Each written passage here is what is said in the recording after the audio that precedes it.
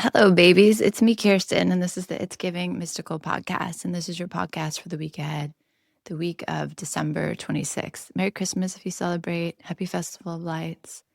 Hey, do you guys know about the 12 holy days, the idea of the 12 holy days after Christmas? So listen, we can give or take, be more or less interested in religious tradition, but I want you to think about the 12 holy days as something unique. These are powerful days. Like, tell me that this is not a unique time, this moment between the solstice or Christmas and the new year, or a little bit after the new year. So the 12 holy days, I want you to think about the ways you can work with that. So the first thing I'll say is it's not over. 2025 is not over. So we might wish it to be over. It might have been a little bit of a rough ride, but it's not over yet. Don't wish away the time. So much of all of our joy, all of our pleasure, all of the magic is here in the present moment. And that sounds so cliche, but it's so true. And so this pressure for Christmas, but then this pressure for the new year, it robs us of time. These are your days. You are here. I look a little rough this morning. Sorry, I drove in from New York. This idea of the rush to be already in 2026, to push forward through this time, to negate this moment. You're still in 2025. You're still here, December 26th, 27th, 28th, 29th, 30th, 31st. And they might be unique moments. They might not be moments that feel like the rest of the year. They might have, like I said on the December podcast, there might be a little bit of this mythic time that takes over, out of time and space. Like, what's even happening? What are these days? There's something about that is true. So it's like, yeah, these days feel different, but they're still your days. This is your life. You're not guaranteed tomorrow. You're not guaranteed another breath. None of us are guaranteed 2026, dude. So be here now. Be here now. And the reason I bring up the 12 holy days is because there is something potent happening. There are many turns of the wheel, right? There's the spring equinox, there's the lunar new year, but this is a solar return. Whatever, we can debate that. This is a moment. We are deeply ingrained with the calendar, with the Gregorian calendar. So this idea that this is a fresh start, a new moment, that we're moving from the 12 to the 1, that we're moving from the 9 to the 10, this is just true. It's rich and it's true. And the 12 holy days are really interesting because I heard someone speaking about using them as a meditation on the last year. So on the first holy day, which would be the 26th today, go to January, like sit and spend some time, spend 5 minutes, spend a whole day, go as shallow or deep as you'd like to with this. There's something really powerful about this idea of let me take these 12 days to just recognize each of the 12 months. So let me think about January of 2025. What happened? Like, where was I? What mattered? What was important to me? How am I different? How am I the same? What treasure was there? What lesson was there? And just go through. You can do this all in a day, but it's something interesting about like having the intentional pacing, slowing it down to say like, okay, I give this day to January, and I might give this day to January 2025. I might also give this day to January 2026. I might want to start imagining what matters to me in this time. What is present? What is important? What is potent here? What do I value about this time?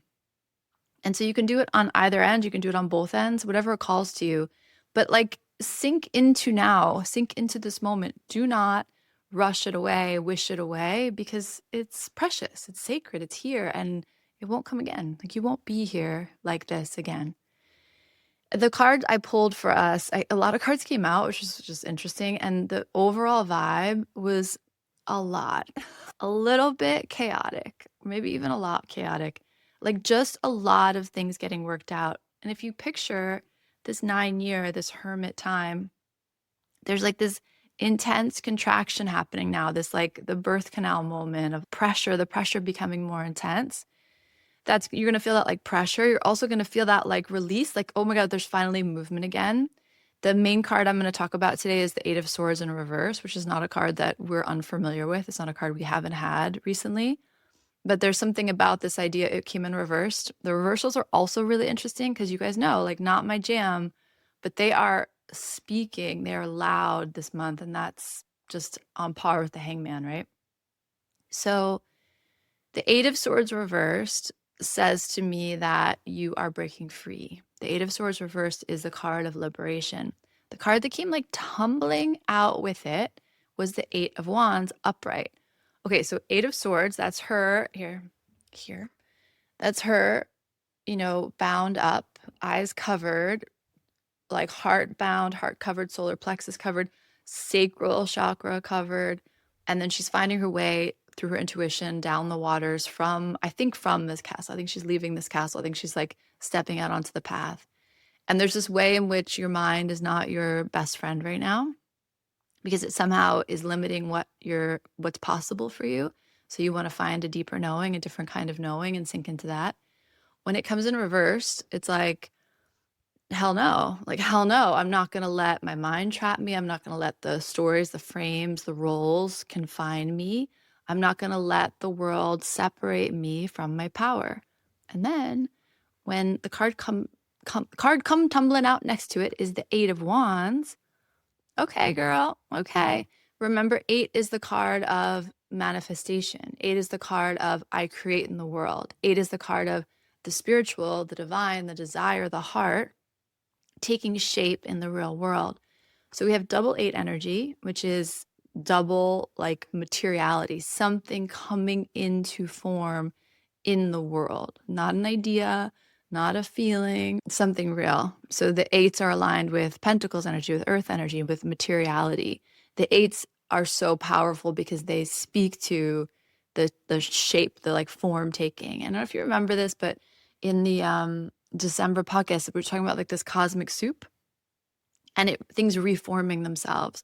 So you like had everything you needed, but all of a sudden you looked at it and, oh my God, I see it in a totally new way. That's here with us. And something about that feels exciting and feels like there's a ton of momentum behind it and feels like setting you free, feels like you being set free. Energy being set free to take a new shape, to take a new form. So that's a lot of energy. And then Temperance came out twice, again, like fell out, opened up, 6 of Pentacles and 3 of Pentacles. So we're just talking about something real taking shape this week.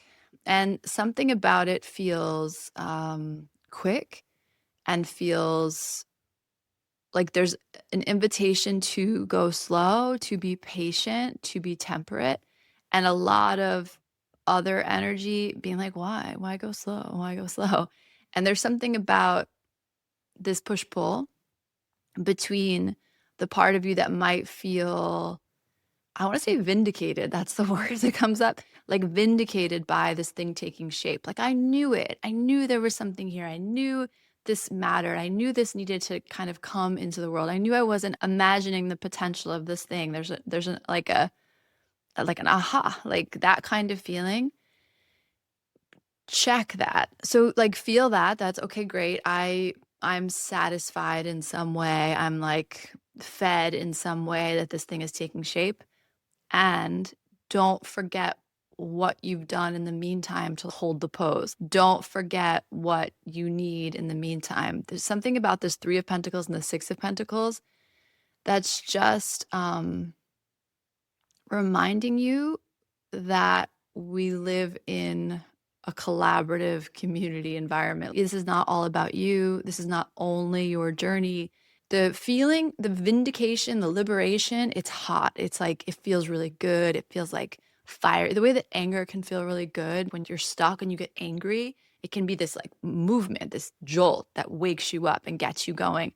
And then have you ever had that where you get really angry or hot about something and then you almost have an anger hangover because the initial jolt is so vivifying. There's that word again. I'm so happy. But so vivifying. Hey, I'm awake. Like, don't fuck with me. I'm awake. And then the charge, you get too sticky with the charge of it versus like that clean anger of, hey, no.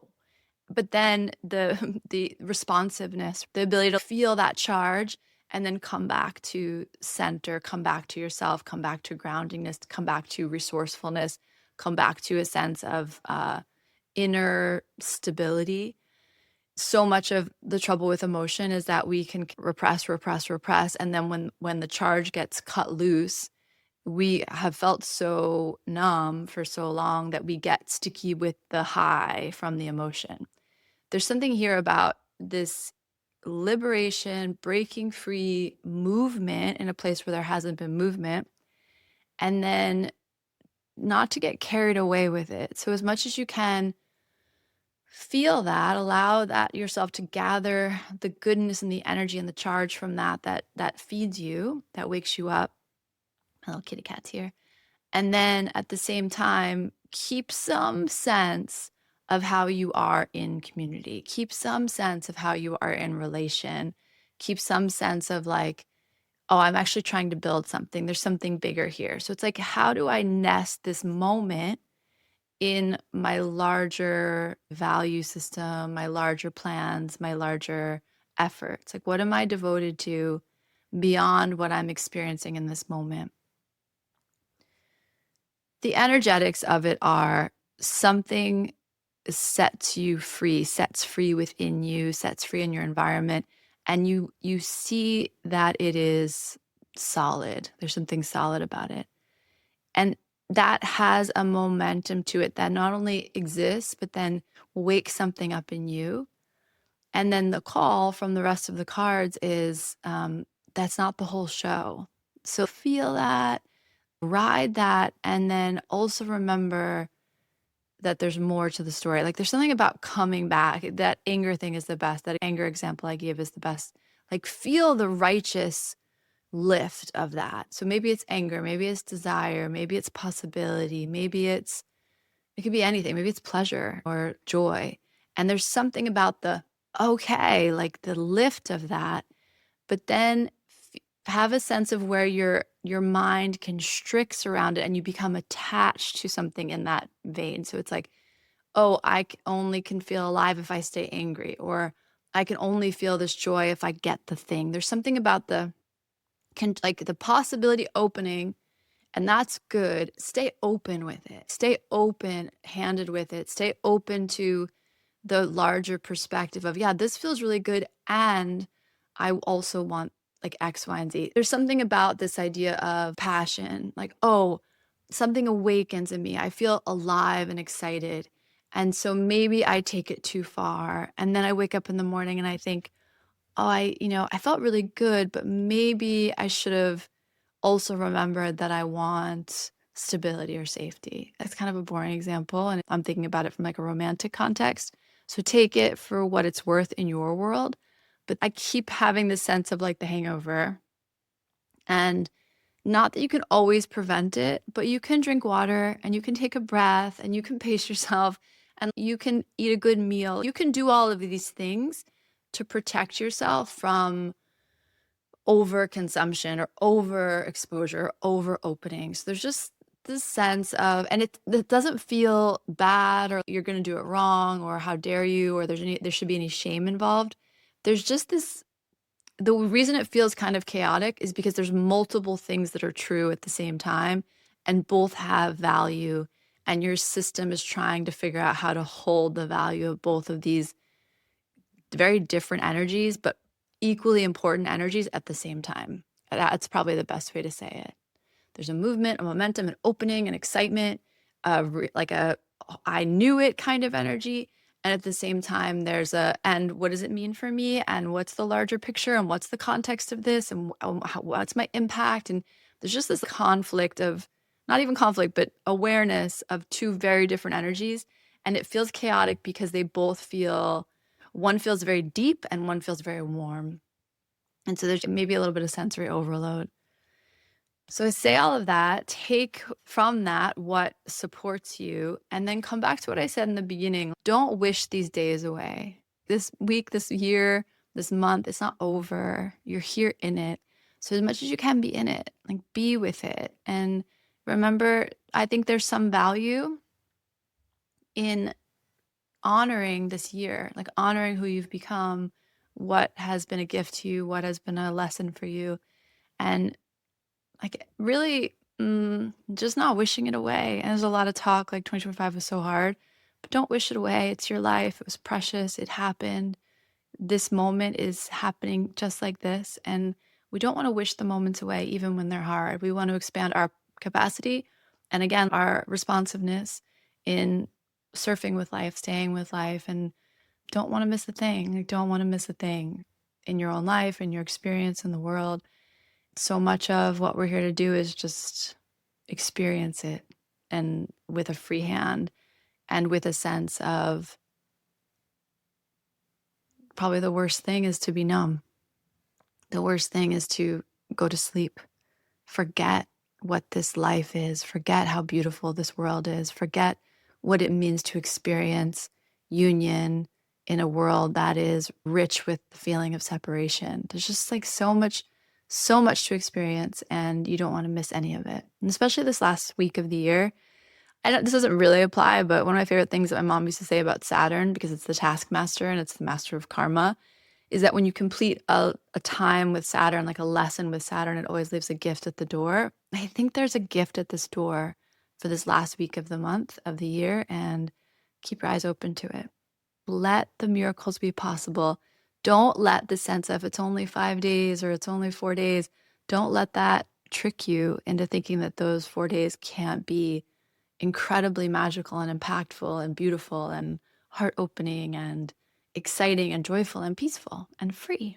They can be all of those things. So don't let this idea of linear time sneak up on you or trick you into thinking that there's something less than or something frivolous about these days. These days matter. So I hope you can feel that. And I'm going to go do all the things I have to do. I hope you have a wonderful holiday weekend. I hope that you have a beautiful new year, and I hope you just don't rush it. Like, just take these days to be where you are, and I hope you have a lot to celebrate at this beautiful time of the returning light. Okay, and you know what? We're gonna go into this Wheel of Fortune year, and who knows what's gonna happen then. So enjoy this beautiful moment just as it is.